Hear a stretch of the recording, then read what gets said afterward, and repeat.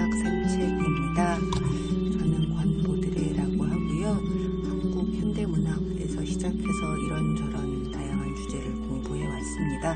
요즘은 3.1운동에 관심이 많은데요. 고려대학교에서 학생들을 가르치고 있기도 합니다.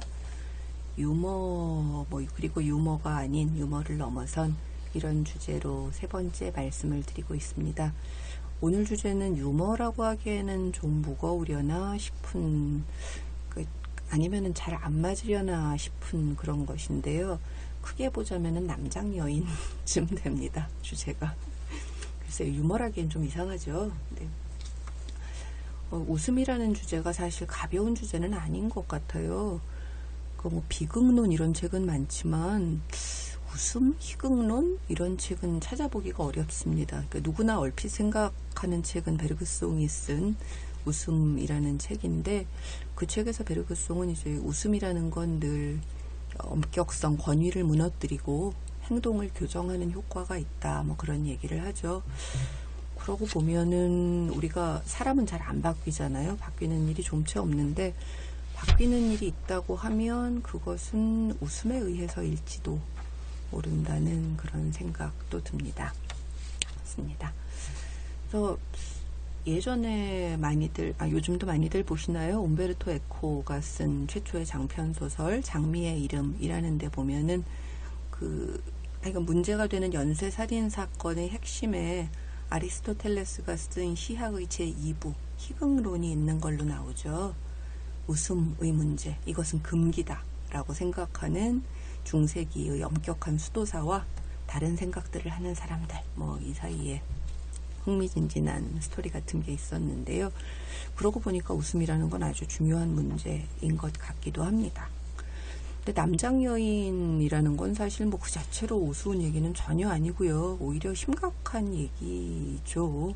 그런 쪽에 가까워 보입니다. 그런데도 왜 이걸 유머라는 쪽에서 말씀드릴 수 있다고 생각을 했냐 하면, 이렇게 완전히 뒤엎지 않는 전복의 효과, 반전의 효과, 이런 데서는 조금 통하는 데가 있지 않을까, 지금 생각해봐도 좋지 않을까, 그런 생각이 들어서입니다. 그러고 보니까 요즘은 남장 여인 모티프가 아주 널리 유행 중이기도 합니다. 구름이 그린 달빛이 종영한 지 얼마 되지 않았습니다. 그래서 홍경래의 딸인, 그러나 내시처럼 보이는 김모모 씨를 사랑하는 박모모 씨가 훈훈했다는, 보지 못하고 소식만 들었습니다.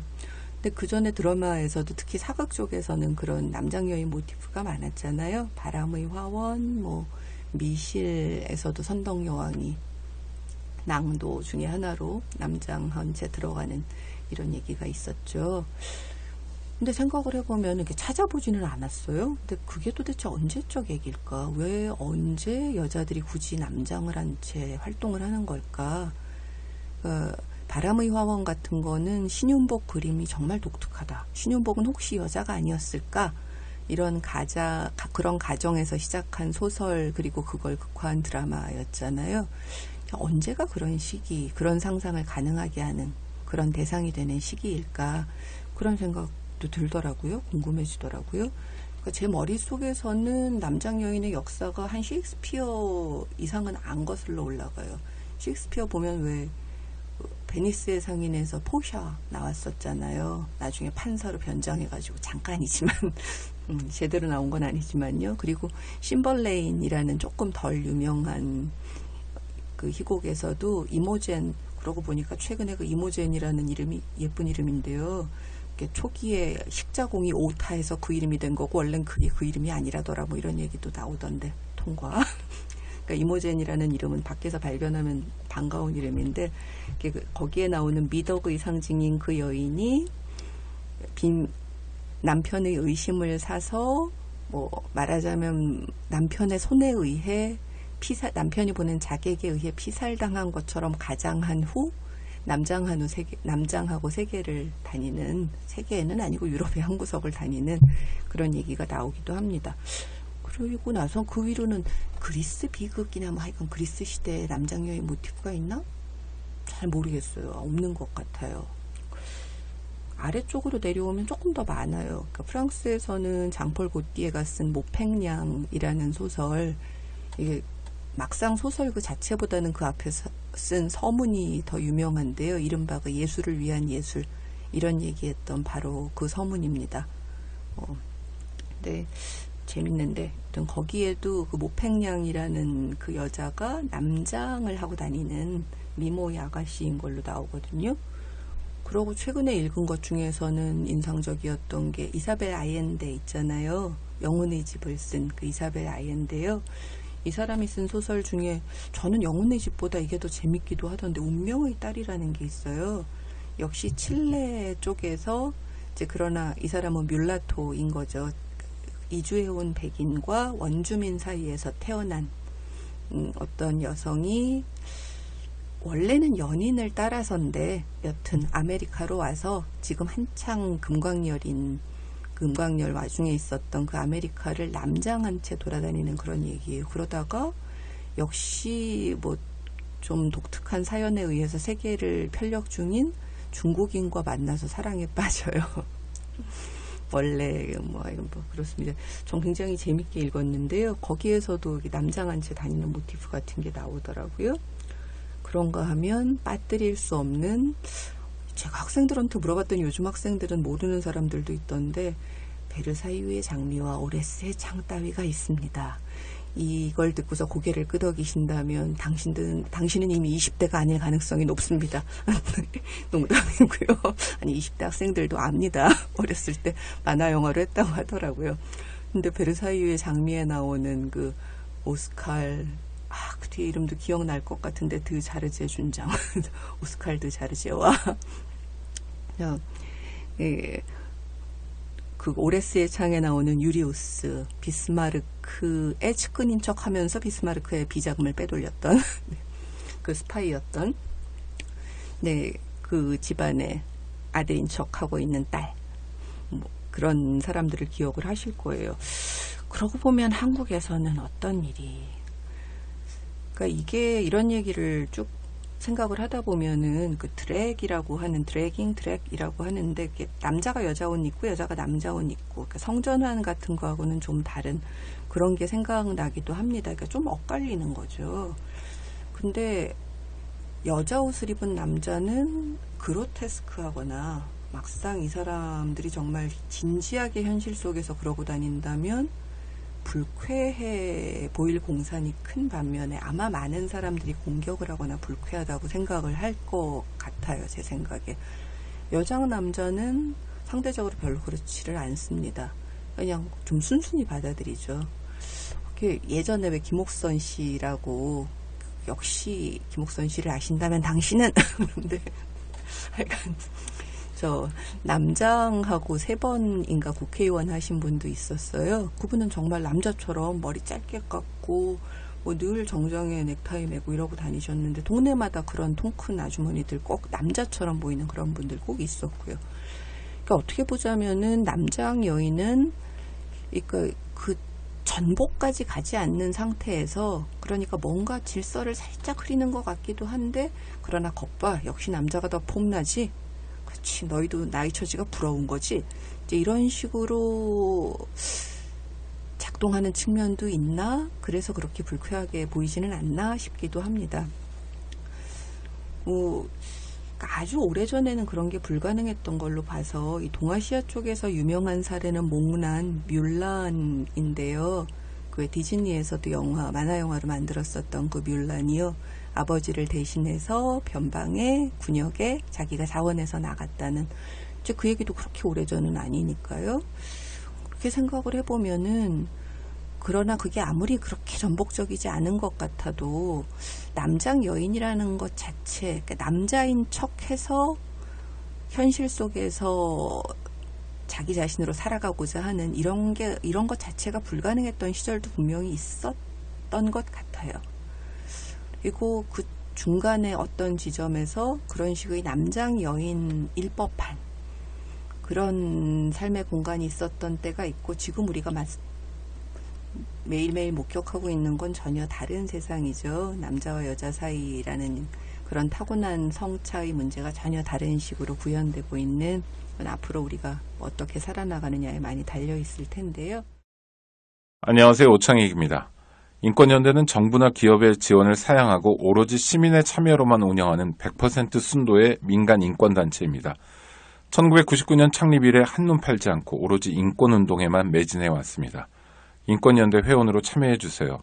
인권연대 회원이 늘어나면 그만큼 인권연대 활동도 풍부해지고 활발해집니다. 인권연대 회원 가입은 인권연대 홈페이지를 참고해주세요. 감사합니다. 그래서 그런 생각을 하면서 한국 걸 보다 보니 조선 후기에 여러 가지 군담 소설류들 있지 않습니까? 왜 전쟁에 나가서 공을 세우고 이런 얘기들. 박시전도 크게 봐서는 여성 주인공 군담 소설 같은 건데요.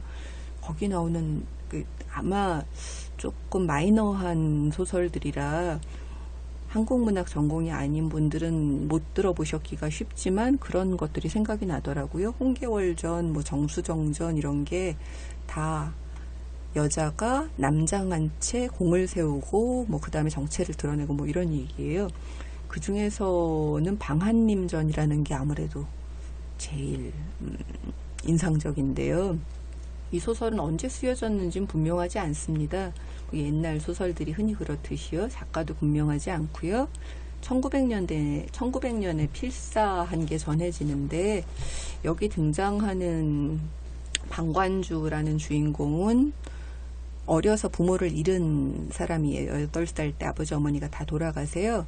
근데 어머니 아버지가 키울 때 이 사람을 외동딸인데 딸처럼 키우지 않고 이미 아들처럼 키워놓은 다음이라 그 다음은 자기가 남자로서 살아가기로 결심을 하는 거죠. 똑똑해서 12살 때 장원급제하고 이런 무시무시한 그런 커리어를 보이더니 근데 결혼을 해야 되지 않습니까? 그 당시에 좀 승승장구하니까 왕한테도 가게 되고 결혼을 해야 되지 않겠나, 우리 딸을 주겠다 이런 사람들이 등장을 합니다.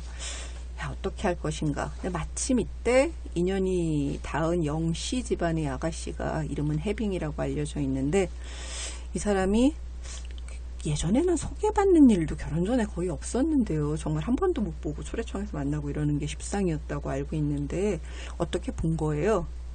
보고서는 여자인 걸 한눈에 간파해요. 간파하고 마음에 결심을 합니다.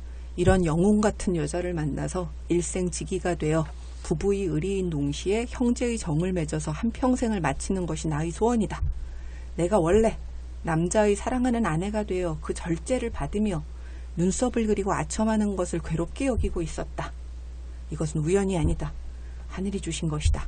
수건이나 빚을 맞는 구구한 일보다 이쪽이 훨씬 낫겠다. 다 알면서 결혼을 합니다. 그러니까 세상의 이목을 다 속이고 부모도 속이고 이렇게 살기로 결심을 하는 거죠. 자식이 없어서 조금 문제였는데 다행히 무슨 별이 떨어지고 이런 꿈을 꾸고 나서 눈을 떠보니까 앞에 웬 사내아이가 하나 있네요. 그래서 별이 떨어졌다고 해서 낙성이라고 이름을 붙이고 걔를 함께 키웁니다. 심지어 쩌쩌찌쯧 이런 생각이 들죠.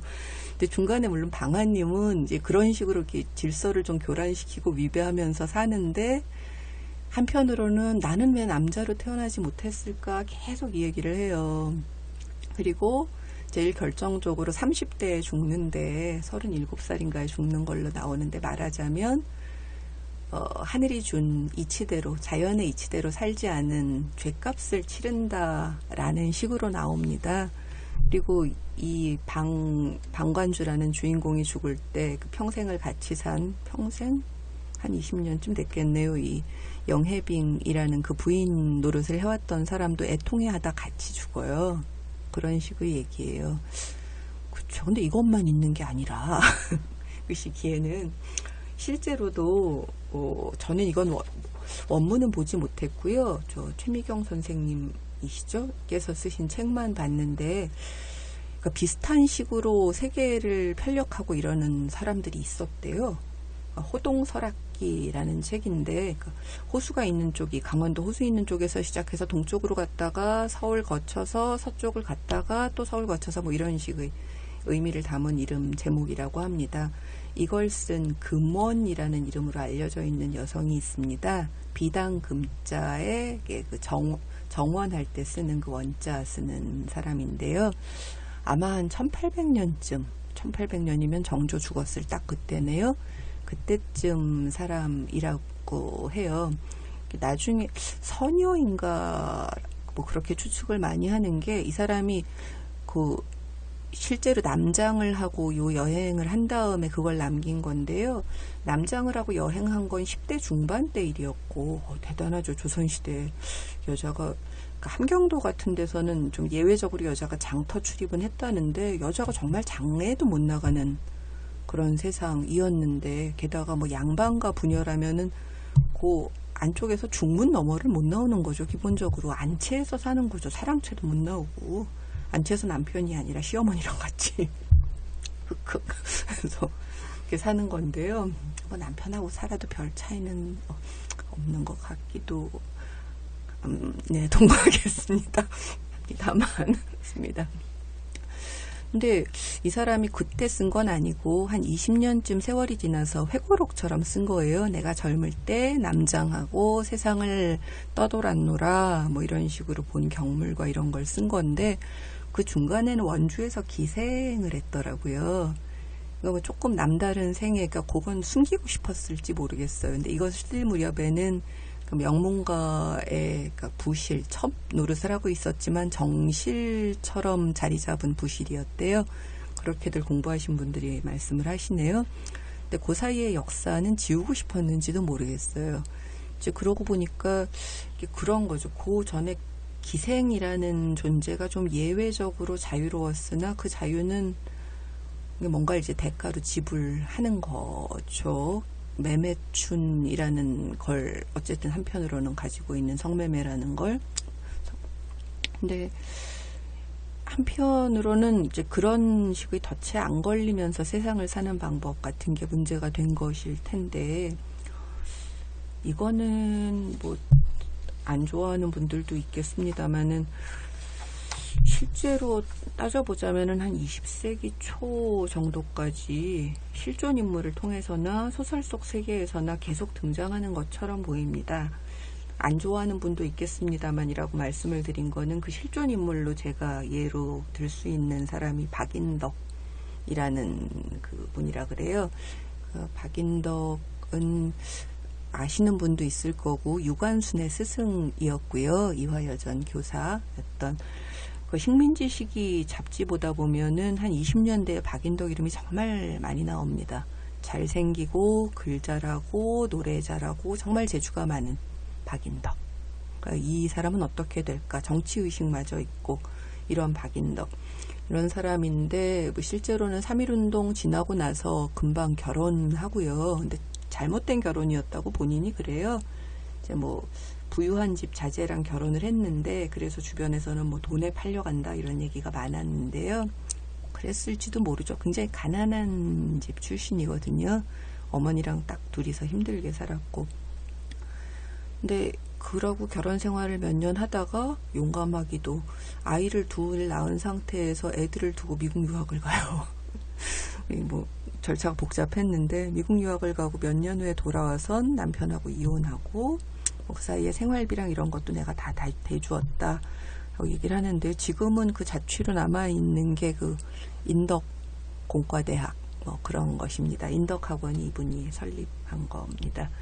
박인덕이라는 이름을 언짢게 여길 분들이 있겠다라고 말씀드린 건, 대일협력 같은 얘기를 할 때 여성계 인사로 이름이 거론되는 사람 중에 하나라 그렇습니다. 뭐 그 협력을 했다는 것 자체는 뭐 어느 면으로 보나 분명하고요. 이 사람이 해방기에 유관순이라는 이름을 유명하게 만든 사람이기도 한데, 유관순이 3.1운동 때 얼마나 대단한 희생을 치렀고 남들이 다 절망했을 때도 감옥에서도 끝끝내 만세를 불렀는가, 이런 얘기를 한 사람이기도 한데, 논자에 따라서는 그냥 그 자기 알리바이 때문에 더 그런 거다라고 말을 하는 분들도 있습니다. 그렇긴 한데, 뭐 그래도 꼭 사람의 일생이 대일협력이라는 한마디로 다 압축돼 버리는 건 아니니까요. 뭐 여러 각도에서 볼 수 있을 테니까. 이 사람이 어렸을 때 그 평안도 출신인데요.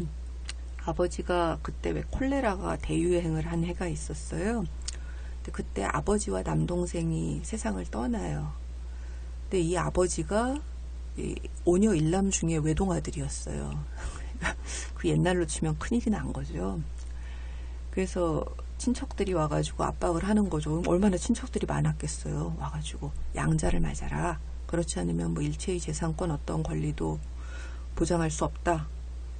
엄마가 고민을 하죠. 이 엄마가 좀 굉장히 자주적인 성격이었던 것 같은데 뭐 여튼 우여곡절 끝에 그 와중에 기독교를 만나고 이래서 집을 나갑니다.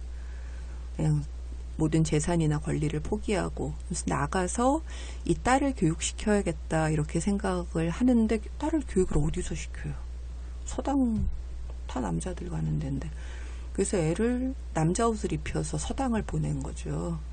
그래서 뭐 빨간 댕기 드리웠던 거를 검은 댕기로 바꿔드리고 엄마 검은 치마를 새로 해가지고 뭐 바지 저고리 만들고 그리고 이름이 원래 임덕이었는데 그 계집여변에다가 맡길 임자 쓰는 그 임자인데 그걸 인덕이라고 이때 바꾸었대요. 그런 걸 보고 있으면 와 한편으로는 정말 대단하죠. 그런 식의 위반을 행했던 사람들이 그래서 그런지 신소설에도 그래서 전 옛날에 처음 신소설을 읽을 때는 그게 다 픽션이라고 생각을 했는데 남장 여인들이 많이 나옵니다. 한 10편 정도의 그런 사람들이 나와요. 그런 걸 보면 보는 시각에 따라 다 다를 텐데 그 프랑스의 미셸 푸코 같은 사람은 이건 유머라는 주제하고는 별 상관은 없겠네요. 점점. 근데 그 자신이 동성애자였으면서도 남성 동성애자하고 여성 동성애자를 갈라서 얘기를 하고 어느 인터뷰에선가 살짝 여성 동성애자를 비웃는 얘기를 한 걸 본 적이 있어요. 그러니까 그렇게 얘기하는 거죠. 그러고 보니까 그런데 동성애의 굉장히 강력한 효과 중에 하나는 가족을 뭐랄까요 해체하는 건데 그렇잖아요. 이른바 정상가족을 해체하는 건데 남성 동성애자들은 가족 비슷한 걸 구성하고 사는 대한가족 같은 걸 구성하고 사는 경우가 제가 봐도 거의 없는 것처럼 보입니다. 근데 반면에 푸코가 보기에 여성 동성애자들은 가족을 흉내내면서 사는 경우가 많다는 거죠. 평생 지속적인 파트너를 찾고 그 용어도 있던데 fem과 부치라고 해서 이 여성 동성애 커플에서 남성 역할을 하는 사람을 부치, 여성 역할을 하는 사람은 fem. 그러니까 비웃는 거죠. 지금 부르주아 가족 질서에서 벗어나는 게 이 동성애라는 것의 핵심인데 당신들은 뭐냐? 지금 그 밖에서 소외된 사람들처럼 2차적인 위치에서 그걸 흉내내고 있는 거 아니냐. 네, 이 푸코의 질문을 중요한 걸로 받아들여서 고민했던 사람이 주디스 버틀러 같은 사람이죠. 어려서부터 이제 페미니즘 레즈비언 공동체 이런데 한 20살 조금 덜 돼서부터 들어가서 생활하고 그랬는데 우리가 하는 건 그러니까 드랙 같은 것도 이 사람이 그래서 많이 생각한 문제였던 걸로 아는데요. 우리가 하는 건 그럼 그냥 흉내내기인가? 그러면서 기존의 질서를 더 굳건하게 만드는 건가? 뭐 이 사람의 문제의식을 제멋대로 조금 가지고 오자면 그럼 그 남장 여인들 그렇게 살려면 얼마나 힘들었을 건데 오스칼, 유리우스 그 사람들이 뭐 순간순간 뭐 충족감도 있었겠지만 정말 힘들었을 건데 그 세상에서 살려면 그게 다 결국은 남성이 더 낫다. 남성 중심으로 세계는 돌아간다. 이걸 강화하려는 걸까? 그렇지 않은 지점이 분명히 있을 거라는 생각이 들어요. 그게 뭔지 제가 정확하게 지금 딱 논리화해서 말씀드리긴 어렵지만 그래서 아마 유머라는 주제로 뭐 동양의 우파와 서양의 좌파를 했으니 그 다음은 어디로 이런 생각을 할 때 아마 이게 생각이 났나 봅니다. 조금 비껴나면서 위배해보기 그리고 위배에서 조금 달라진 모습으로 돌아오기 뭐 그래서 세상을 바꾸기 잘 됐는지 방한림은 어떻게 되고 그랬는지 뭐 신소설의 박인덕의 그 이후는 뭐 박인덕은 자전적인 전기 같은 것도 썼고요. 그게 또 몇 년 전에는 번역도 돼서 나왔더라고요. 9월의 원숭이 이런 걸로. 그런 걸 읽어보셔도 좋은데 읽다 보면 좀 특히 후반부로 갈수록 착잡해지는 마음이기는 했습니다. 그러니까 뭐 길은 여러 갈래겠죠. 똑같은 어떤 지점에서 만난다고 해도 그 다음에 걸어갈 수 있는 길들이 다 다르고, 또 걸어가다가도 또 약간 마음을 바꿔서 약간 1mm 바꾸면 또 그 다음에 또 많은 게 바뀔 수도 있고, 그런 순간들. 그렇습니다. 그런 안에서 현실을, 뭐 세상을 보면서, 세상에 안 좋은 일이 너무 많잖아요. 세상을 보면서 조금 비껴나면서, 어떨 땐 정면으로 보면서 다시 돌아오면서 그런 게 필요하겠다 싶은 생각이 듭니다. 마지막이 전혀 유머러스하지 않아서 이게 제가 약간 마음이 송구한데요. 유머러스하게 즐겁게 해드려야 되는데 그러나 적어놓은 애들이 다 유머러스하지 않은 것들이에요. 그래서 적당치 않지만 포스터가 쓴 왜냐면 포스터에 모리스 같은 걸 시간이 되면 잠깐 소개를 해드리려고 했거든요. 이 포스터의 동성애 경험 같은데 기초한 소설인데 1910년대 중반에 써서 발표가 된 거는, 출판이 된 건 포스터가 죽고 나서 70년대 그런 건데요. 그런 생각을 하면서 저 요즘은 포스터도 아주 좋아하고 있습니다. 근데 포스터가 쓴 이런저런 것들을 좀 찾아보다가 이 사람이 쓴 첫 장편 소설인데 천사들도 발딛기 두려워하는 곳이라는 게 있습니다. 1905년에 쓴 소설이에요. 영국과 이탈리아의 만남 같은 게 여기 중간에 나오는데요. 그 중간에 이탈리아의 몬테리아노 죄송합니다. 몬테리아노라는 도시에 가서 그 도시의 수호 성녀 소개하는 대목입니다.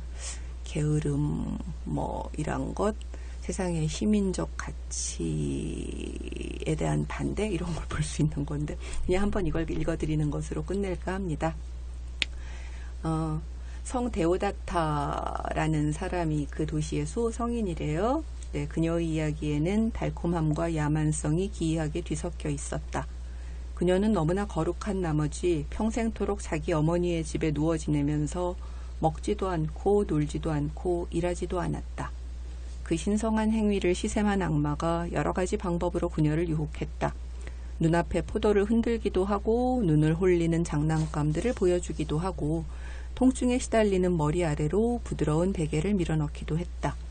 모든 시도가 실패로 돌아가자 그녀가 보는 앞에서 어머니를 계단 아래로 넘어뜨렸다.